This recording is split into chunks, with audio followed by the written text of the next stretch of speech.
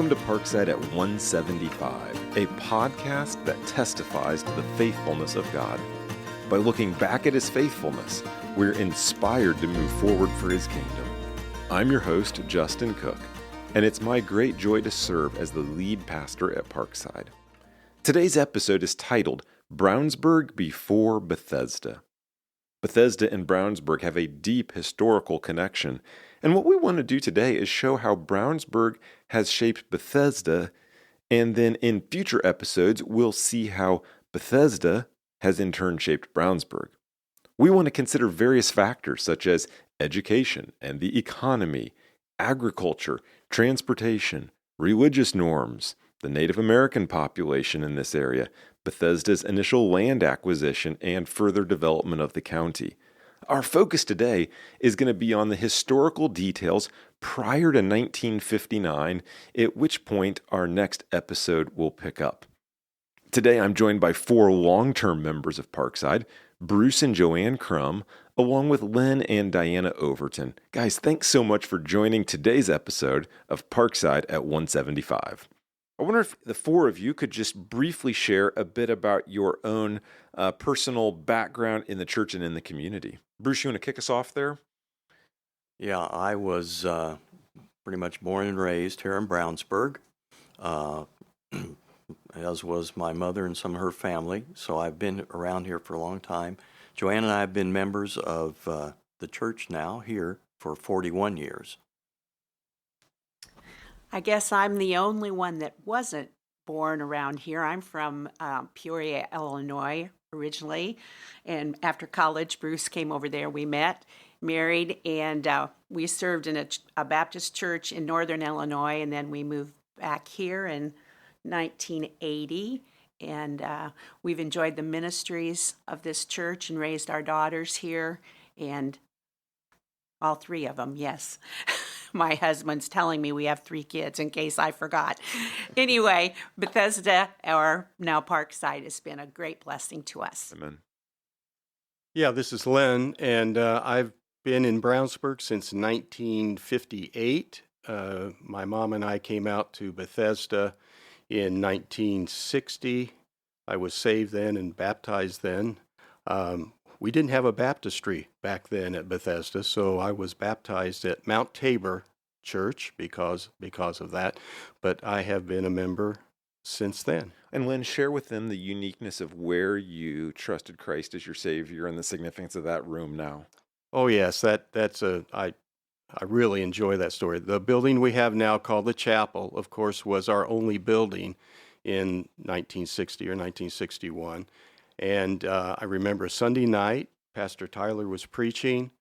I gave my life to Jesus, and the way that Pastor Tyler took me through the scriptures was in a little room on the raised platform at the west end of what is now the chapel. And that is the little platform that I get to teach my Sunday school in now. Wow. You get to teach from that platform. The spot where you accepted the Lord. Exactly. Yes. 50 plus years ago. Right. That's amazing. My family came to Brownsburg in 1948. We actually came out to Bethesda for just a short time around that time. But I later got saved when I was 10 in a church in Brownsburg, and then actually came back out to Bethesda when I was a teenager and was baptized then. So I've been a member of Bethesda for 60-some years. Wow. Praise the Lord. Well, thank you, Bruce and JoAnn, Lynn and Diana, for being here. I'm really looking forward to this conversation as we dig into some historical matters. Walk us through some key dates in the history of Hendricks County, of Brownsburg, and of Parkside. Somebody want to jump in there and talk on those briefly? It depends a little bit on how far back you want to go. Well, Bruce, how far back can you take us? Well, I mean, 5,500 years ago, we were covered with water. But in the This isn't a comedy podcast. But after the Ark, 1600s, Delaware Indians, were in the territory. For one thing, it was very heavily wooded, so they hunted and fished some along White Lick Creek. Probably no villages, just some camps along the creek. Then you move up to the 1787, right after the Revolutionary War. There was the Northwest Territories were created by Congress, then a U.S. Congress. So Ohio, Indiana, Illinois, Michigan, Wisconsin, a little bit of Minnesota. So north of the Ohio, east of the Mississippi is what was going on there. And Ohio became a state in 1803, and Indiana became a state in 1816. We were the 19th state, and Hendricks County was formed in 1824. It was the 51st county in Indiana, named after then Governor William Hendricks. And So you said Indiana became a state in 1816. Hendricks County 1816. 8 years later was formed. Yeah. So, and even then, 92 counties right now. We were the 51st county to be formed from what was the Indiana Territory. And when Indiana became a state, it was part of the Indiana Territory that included everything but Ohio, and then the others came later. But at any rate, named for Governor William Hendricks, and at basically the same time, 1824, is when James Brown moved to the eastern part of what was then Brown Township, which is Airport Road and 1000 East right now, 400 North. And so he was the guy that Brown Township was named after. And it wasn't until, I think, 1863 that Brown Township and Lincoln Township were separated into two townships.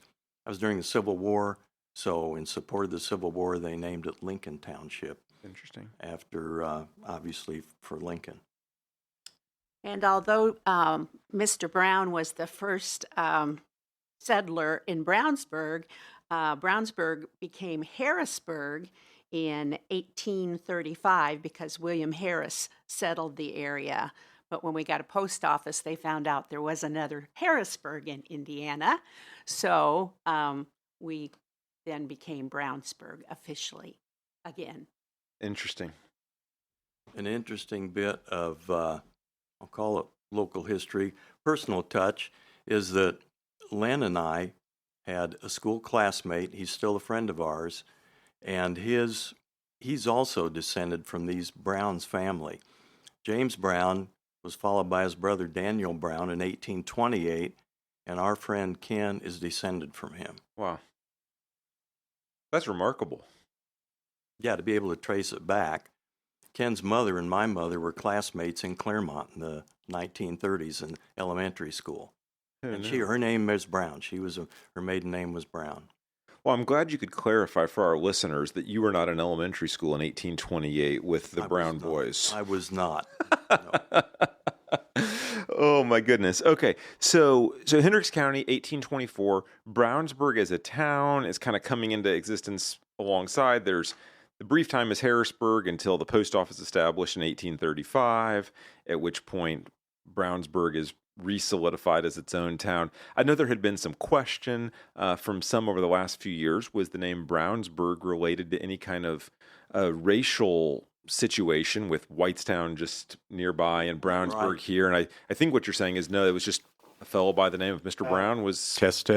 one of the first settlers, and that was the origin of the naming there. Yeah, and it was kind of at the time in roughly the middle of what was Brown Township. Yes. Yeah. And then, so Brownsburg was officially established in a solidified way in 1835 around the post office coming in there. And then when was what is now Parkside? It was Bethesda at that time. When was that founded, and what were some of the early dates in the origination of the church? Well, we saw that Brownsburg was founded in 1835, so just about a decade and a half later, in 1851, Bethesda came into being, and that was the result of the White Lick Baptist Missionary Association deciding that a church was needed in this area. So that occurred in 1851. It was at the location of where a Native American blacksmith named Squonkam had his shop, and that's at the same crossroads where the church is now. In fact, his shop was on the northwest corner where the soccer fields are. And our church was actually called the Squonkam Church for several years. Was that a formal name, or was that was informally referred to? I think it was more informally, although it was shown in different documents and so forth in newspaper articles that it was Squonkam. In fact, there's a photograph from that era that on the back of it someone had scrawled a picture of Squonkam Church. No kidding. Yeah, That's awesome. So that's what we were called, and it was basically the whole community in this area was called the Squonkam community because of this Native American. And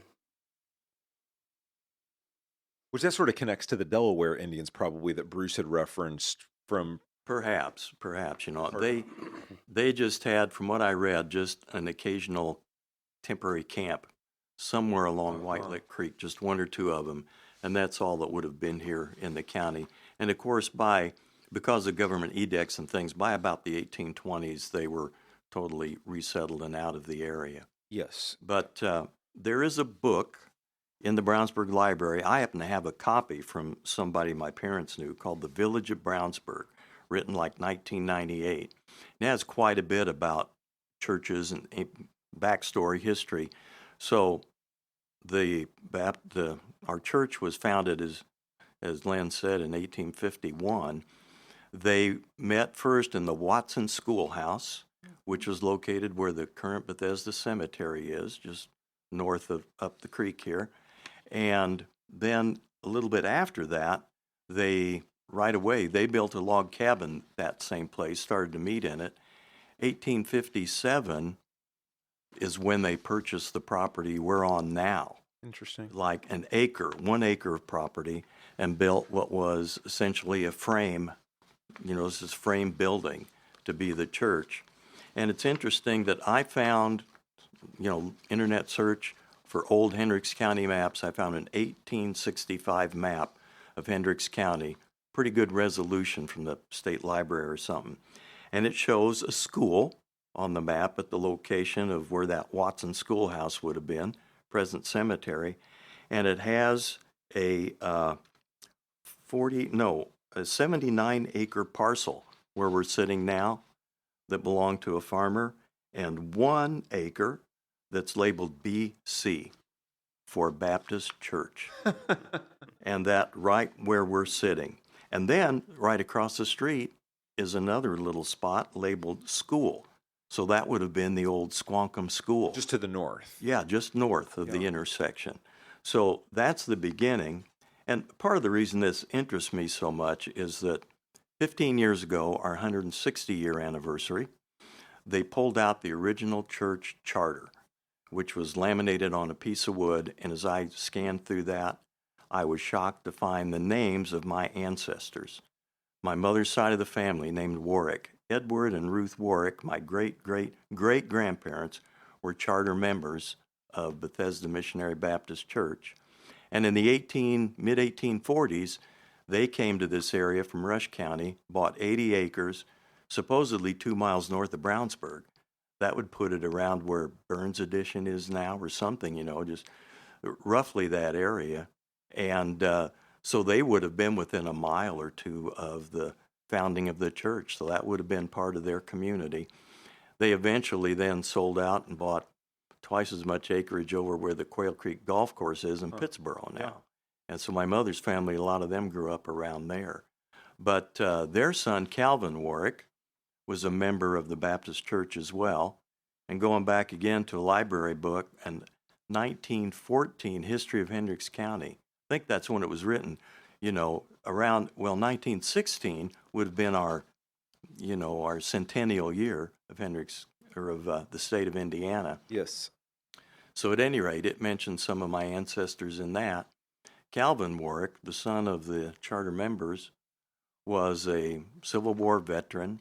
And at one time, I read something in some family papers that said he was president of the Bethesda Baptist Church. Was he really? He was chairman of the deacon board or something. Wow. That's amazing. And so, I grew up in a different church here in town, so somewhere along the line, the family moved. Huh. But the first couple generations were the beginning members of the church. That's fascinating. Along with the church itself, Bruce said they built a frame building in 57, but in 1883, we found records where they said they built a brick building on the current site. And part of that was because somebody had done some digging under the old church and it collapsed. Do we know, is the 1883 structure one that still exists, or did that have a later demolition before our oldest current existing structure? Diana, do you want to speak to that at all? I think that one does not exist. The 1883 does not exist. I don't think so. Okay. Yes, the brick building that we have as the chapel now was built in 1929. Okay. It's coming up in its 100th anniversary. Yes. It is. Yeah. Yes. Yeah, the 1883 church was the one where some parishioners decided we could use a basement under here. So in March, That's the one. they dug a basement. And that night, torrential downpours, and the next day, big crack in the sidewall, and it collapsed into the hole. So they rebuilt. And therein, the Home Depot was formed to help with home renovation projects exactly. moving forward and local church Exactly. renovation projects. What was interesting was they we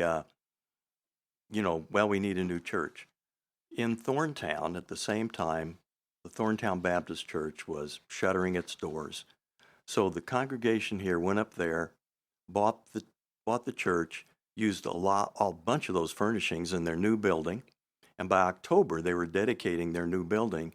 They turned around. They bought it for $500. They turned around and sold what was left for $800 to the Thorntown School District. Wow. So they were pretty good stewards of their money, I guess. But now the current chapel building was then built in 1929. Uh-huh. Yeah, that's helpful. I was reading about the 1929 dedication of that building and found out that my mother got saved and was going to church in Crawfordsville at Calvary Baptist Church. And I was about 2. I read about the dedication, and the pastor from that church at Calvary Baptist in Crawfordsville, he was the man who dedicated the building in 1929. Wow. Which eventually led to, when we moved to Brownsburg in 1948, we did come to Bethesda for a while.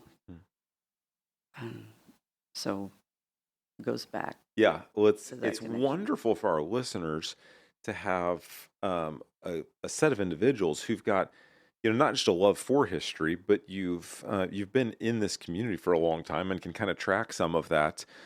I wonder if we could help to paint a picture, especially in those first few years of the church, or around the 1850s. What would life in Brownsburg have looked like? Obviously, none of us were here from that, contrary to what some of us might think. Listeners might be getting a kick out of that. You've alluded to, there's a blacksmith, agriculture was a big thing. There's log cabin, schoolhouse, that sort of thing. Are there any other details about, life in the 1850s, either in Brownsburg or what the earliest church members would have experienced in this area? Well, travel would have been certainly different. It would have been all by horseback or wagon. And therefore, with our church being around 2 miles north of the center of town, it would take maybe hours to get to the church service if you lived in the town of Brownsburg. So the roads would be possibly muddy. It was swampy terrain in this area early on. As you know, it's quite flat here. So before the farmers came in and cleared the land and ditched it and tiled it so that they could farm on it, there would be lots of swampy area. Yeah. I've heard a lot about the swampiness. Do we know what caused people to settle here in such unfavorable conditions at the outset? Well, along with the swamps, you get basically flat land, which is great for farming, and people were coming so that they could farm the land. And also, once you cleared the swamps, the soil was quite fertile. So farming, which didn't have a lot of modern technology, of course, it would be very reliant on having a good quality soil to work with. Certainly. The southern part of the county was not as prone to the water and swampiness as the northern part. We read somewhere where it was, kind of dangerous. It was disease-ridden. There were mosquitoes and things like that. So it was a tough place. But in the 1840s, Irish immigrants who were familiar with clearing bogs in their homeland kind of created ditch systems through the woods to help drain the county.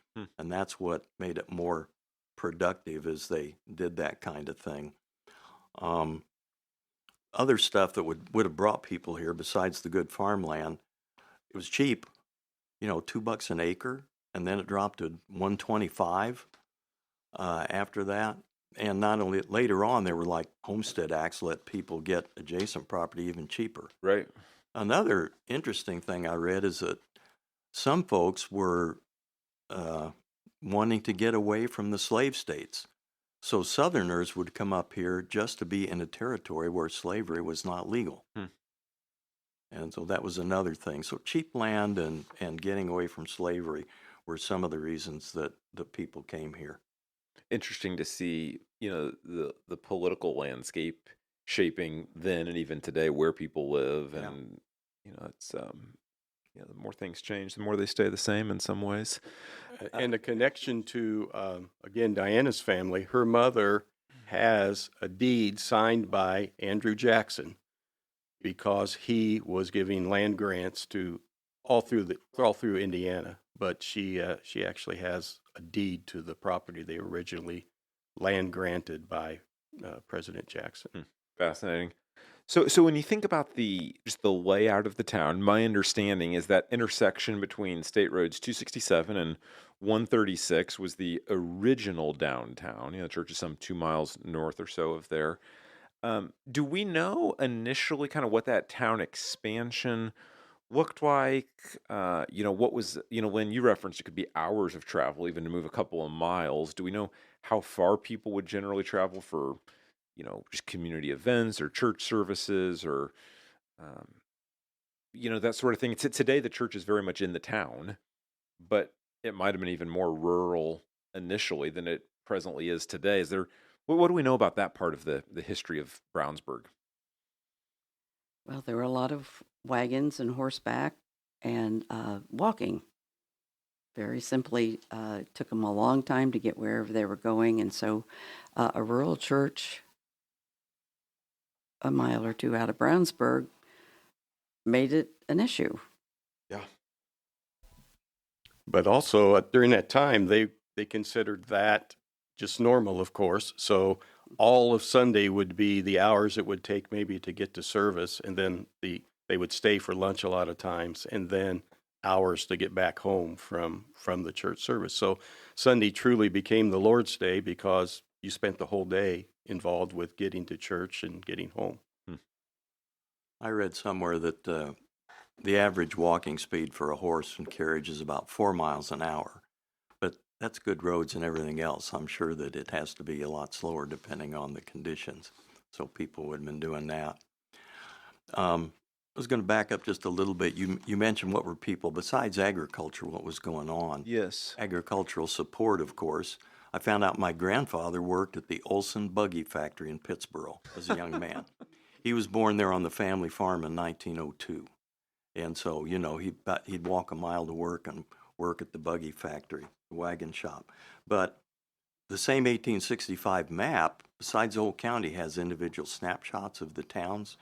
Brownsburg was just, maybe 3 blocks long in one direction. That was the whole town in 1865.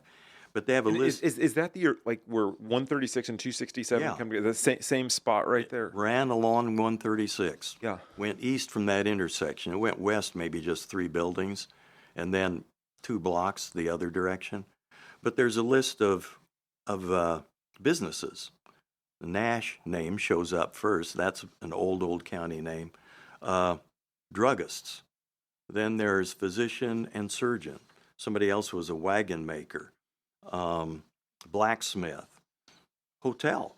proprietor of hotel in 1865 in Brownsburg. That was the Cooper's. original Holiday Inn Express, you said? Yeah, very original. Probably not much of a holiday. There was a grocer, a miller, and a grain dealer, just general merchants, carpenters, cabinet makers, lumber mill, harness maker. So it'll give you some ideas of what people thought were businesses back then that were in this vicinity. And around about the same time that Bethesda was coming into existence in 1851 is when the railroads came. So we all are familiar with the railroad crossing on 267 just north of the main intersection that we're talking about. And along that railroad, there were mills and elevators and so forth to support the agricultural industry. We had not only grist mills, which would be grain mills, but also sawmills. And later on, that was a center for anything that the railroad needed to do, connections you have with railroad like shipping, things coming into the town.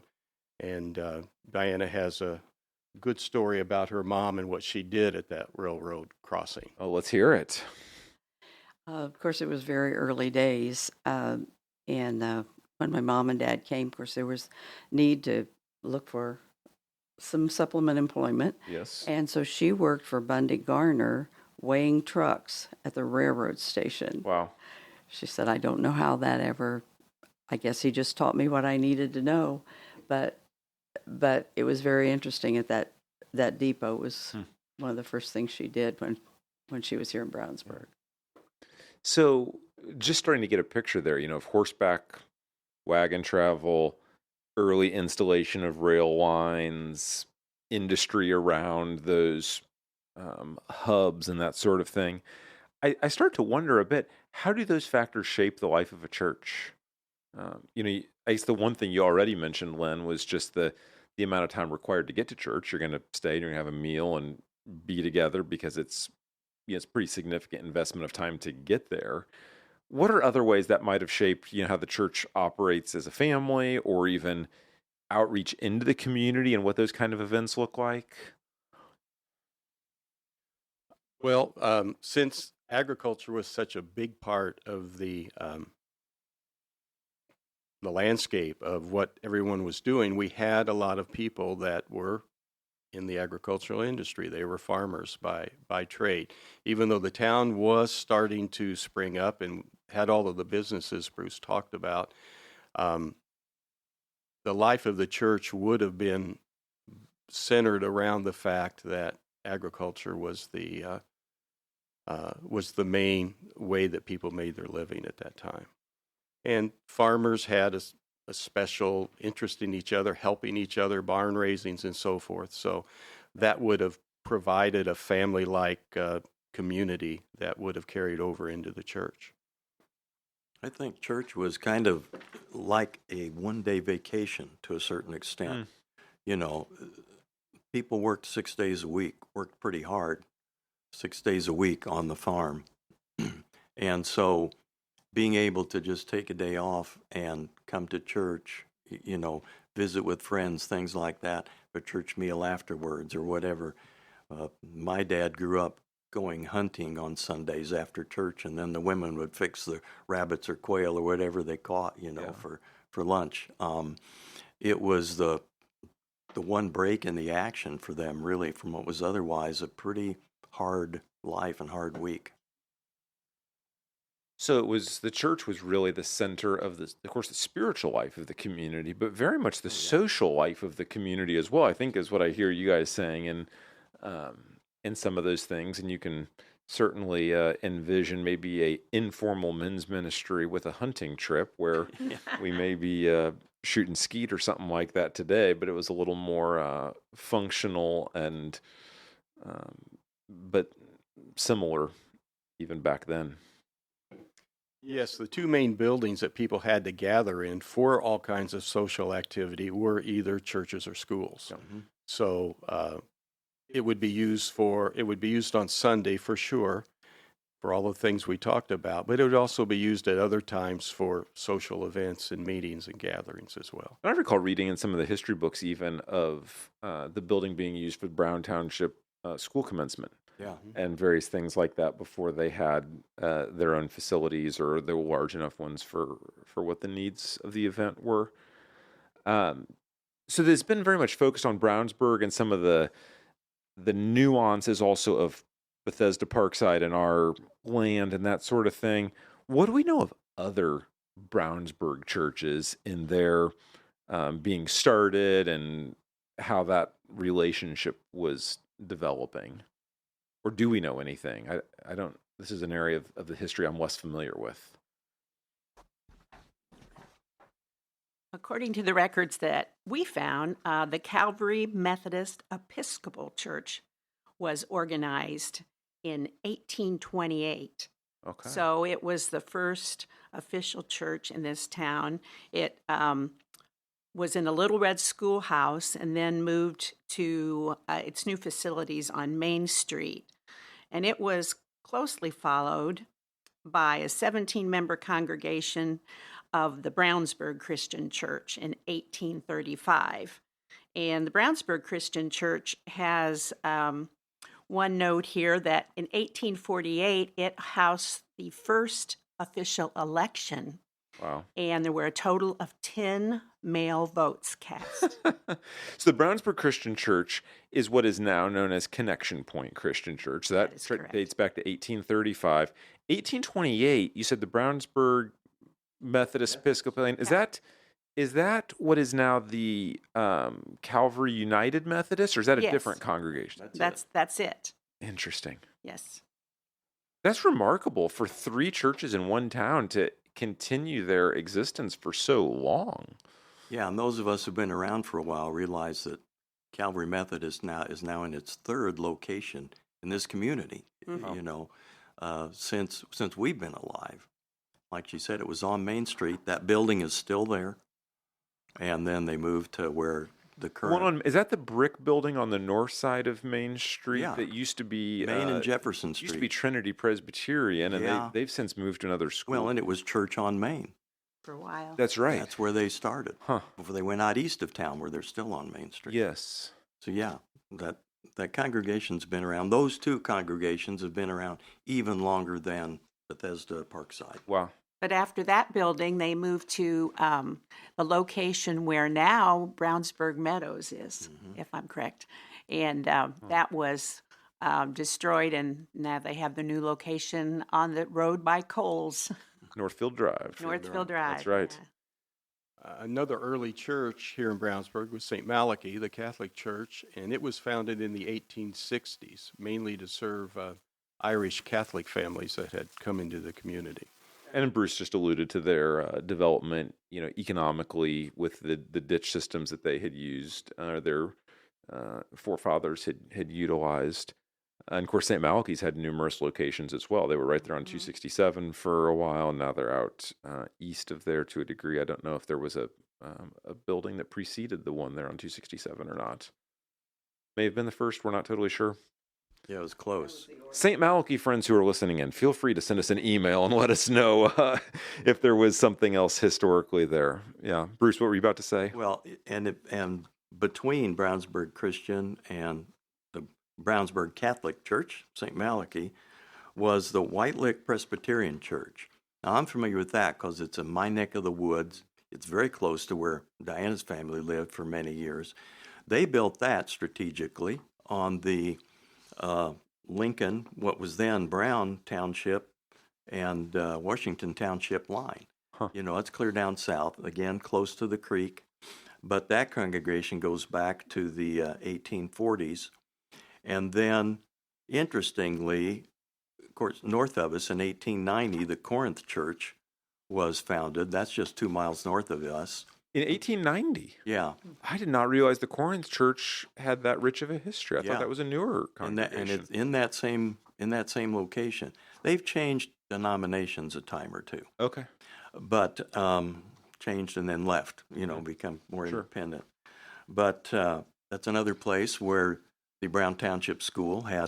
commencement exercises and Yeah. things at one time. And in between those, a church congregation that no longer does exist. Everything we mentioned so far still exists. From 1870 to 1920, there was a Brownsburg Presbyterian church. Huh. So it was right in town, and it's a building we're familiar with. It's at the corner. It's a brick building. It's currently Wrench's Garage, the corner of School Street and Main Street, Wow. south side of Main Street. That was originally built in about 1870 Huh. as the Brownsburg Presbyterian Church. Wow. Gives a new appreciation, at least for me, for people who came to establish churches in this growing community, and over the last, 150, 175, 200 years, you really are thankful for the community impact that's had by faithful brothers and sisters from a variety of denominations saying we're going to plant these churches here. If I could maybe turn the conversation a little bit away from the broader church discussion and more specifically towards Parkside. We talked about the buildings a second ago, but what are some of the other things we may know about the earliest years of Parkside Bethesda's history? Hey, I'm going to pause you right there. I'm getting a weird kind of feedback thing on one of the mics. I think I need to swap a cable. Okay, So I should have extra ones over here. great. If not, I can run grab them real fast. Sorry about that, guys. That's okay. All right. I appreciate you jumping in at that time. Well, since I'm the only one without a new cable, we are. It's probably this one, right? Yeah, I don't know why these cables have all been. They were fine for the longest time and just recently started going bad. So yeah, I'm gonna swap you. This is fascinating stuff. It's Yeah, you're learning a lot. very exciting for. Yeah, I'm enjoying listening. One of the things this exercise has made me do, Unplug. Here, I can crumb around. it's Sorry, made Bruce. no, it's made me wish I'd have spent a lot more time talking to the old people I knew growing up. As a kid, you don't appreciate it. My great grandmother, who married a Warwick, was, she was born in the 1860s, I think. And she didn't die till 1964 or 5. Wow. I mean, I was like 12 years old. So I could have spent a lot of time learning stuff from her instead of just eating her cookies. But those cookies were really good, I'm sure. They were worth the trip. Yeah, that's funny. We're good to keep going. All right, I'll just re-ask the question, and then we can jump in from there. We've been talking about the broader church landscape around Brownsburg, and I wonder if we couldn't refocus it back on Parkside and Bethesda's history for just a bit here. What are some of the things we know about the earliest years in Parkside's history?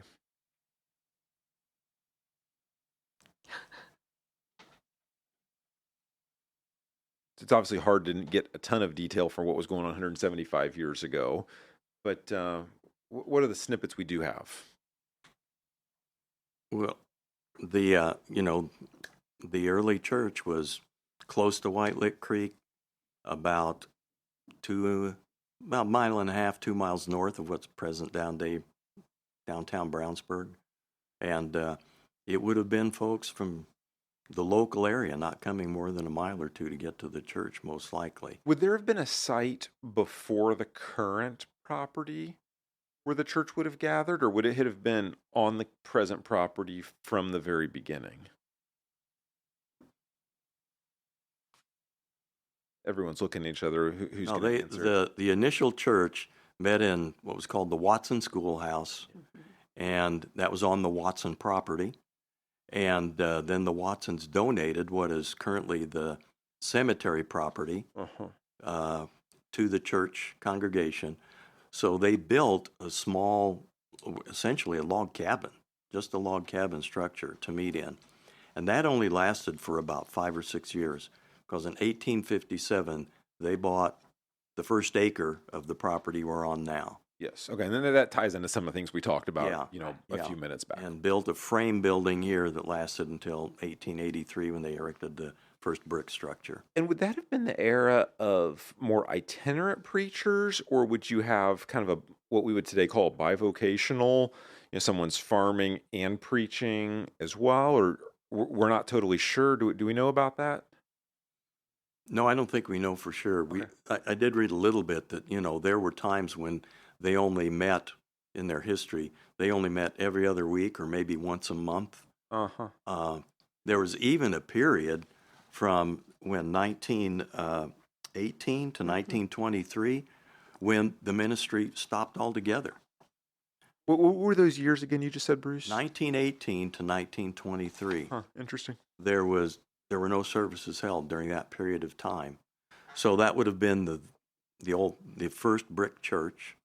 And the story, which no one can verify, is that some local youth were out playing and messing around and looked through the church windows and saw a plow, what would have been a horse-drawn plow, stored up by the pulpit in the church. And they told their parents, and people got interested, and that kind of spurred more interest, and the church was revived then. Wow. In what would have been 1923, apparently. Interesting. And I think in that period of time in particular, you weren't going to have a full-time minister. You'd have itinerant preachers or, lay pastors who were also farming or merchants in town or whatever would be helping with that. And of course, by that point in time, some people started to have automobiles and they could come from a little further and things like that. Roads were a little better. Yeah, you're in the midst of a larger cultural shift there. You get to the 1920s and those sorts of things. And then probably, at least by the 1940s, there were regular pastors who did preach at the church for 2, 3, 5 years at a time. I recall looking through the church history just of who various pastors were at various times. And for that first, long time, 60, 70 years, it was 1 year, 2 years, 3 years. I think I counted through, and I believe I'm serving as the 47th lead pastor of this church, assuming all our historical records are accurate, which is, it speaks just, it was a very fluid situation. It was just, culturally, it was just a different time, and we're trying to communicate some of that to the listeners and try and get the picture of what life would have been like in those early years. And if we go back to the 1880s, again, life being so much different, of course, raising money and money's value itself was so different. We were selling dollar subscription papers so that we could build a new building, and each paper was sold for $1. So we averaged 20 to 30 people in the services at that time, but we did raise $1,000, and that's when we could build our new brick building in 1883. However, we were trying to get a bell because churches needed to have a belfry and a bell at that time, and the report was at the business meeting, not enough money, no bell or belfry. Some of you may not know that in the chapel building, we still have a bell. And it used to be rung here on Sunday mornings, and I think some people could get it rung for their weddings, but we don't even have the bell rope down through the ceiling anymore. But it's still there in the belfry. Yeah. It's funny to think about a building being built for $1,000. Those were the days, huh? It's easy to see perhaps the ways that life back then would have been different from life today. But what would be some similarities between early church life there at, the 1800s, early 1900s? What would it still be similar to what we experience today, do you think?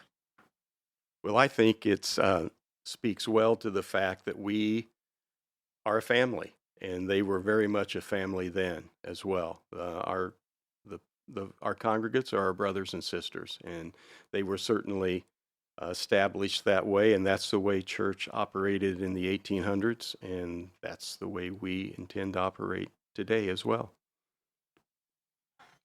They came on Sundays to church meetings, probably maybe other days of the week, Wednesdays or something, depending on where the church was and its growth or ministry at the time.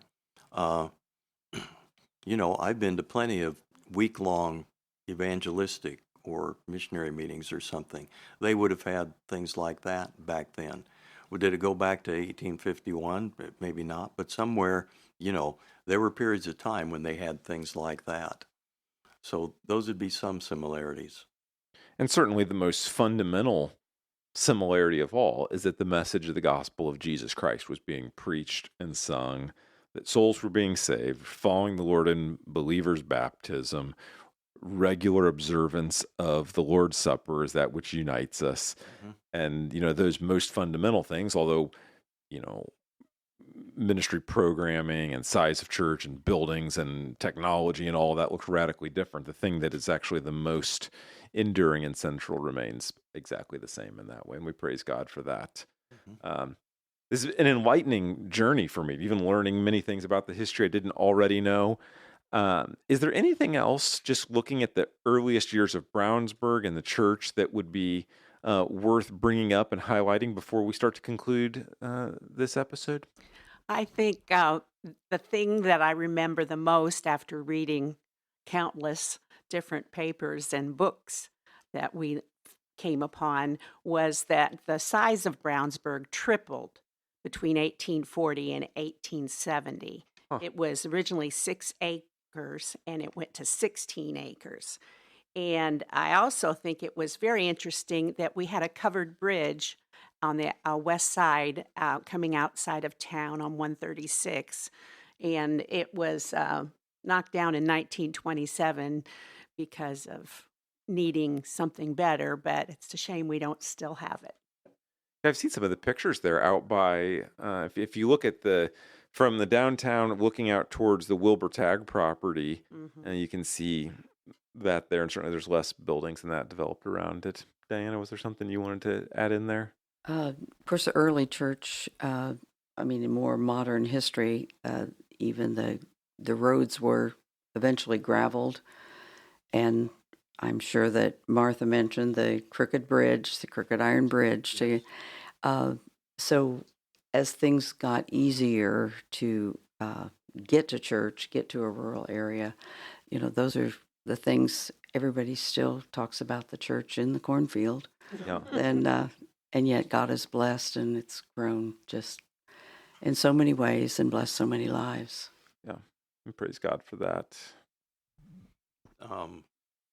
You had talked about population growth and things. JoAnn mentioned area of town, how big it got, clear back in the 1800s.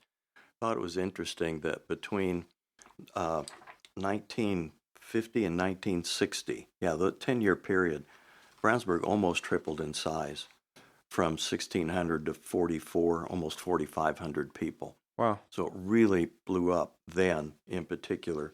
And why in the world would that have happened then? Well, baby boomers, for one thing. People are needing homes where they can raise their children now. We're all, us older folks here, are part of that generation. Travel was easier, and so people could live out here and work in Indianapolis, because now you've got cars that a lot of people can afford instead of only a few, like the early 1900s. You've got good jobs in the city, but good affordable housing out here. So I think that's part of the reason why we saw so much growth in that particular period of time. Well, I think it was the 60s when I-74 was being built as well, or late 50s into early 60s there. And so that's, you've got population growth, you've got industry growth, and you get the transportation capacity, which is just huge. Was the interurban still going?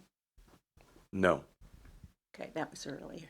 Yes, but that's a good point to bring up, that not only were railroads coming through town there, but at the same crossing, that's where the interurban crossed through Brownsburg, which ran from Crawfordsville to Indianapolis. And what is, pardon my ignorance, what is the interurban? the interurban was a commuter rail line that was all electric, and it ran from 1907 to the early 1930s. And as automobiles became more prolific, then it kind of took the place of it, and interurban went out of business. But it was very much used by people to travel between Crawfordsville and Indianapolis, and of course that included Brownsburg. Sure. And they had hourly stops at Brownsburg, so we must have been important. That's good stuff. Well, I thank you, Diana and Lynn, JoAnn and Bruce, for being here. It's been enlightening for me and just helping to paint a full picture of what is the town in which this church has been ministering for 175 years now, and getting early snippets. In subsequent episodes, we'll dive into different eras of church history and different events and happenings, some good and some not so good, the Lord would use for more gospel proclamation to go forward. To our listeners, we just want to say thank you for joining us for this episode of Parkside at 175. And until next time, keep looking for the faithfulness of God.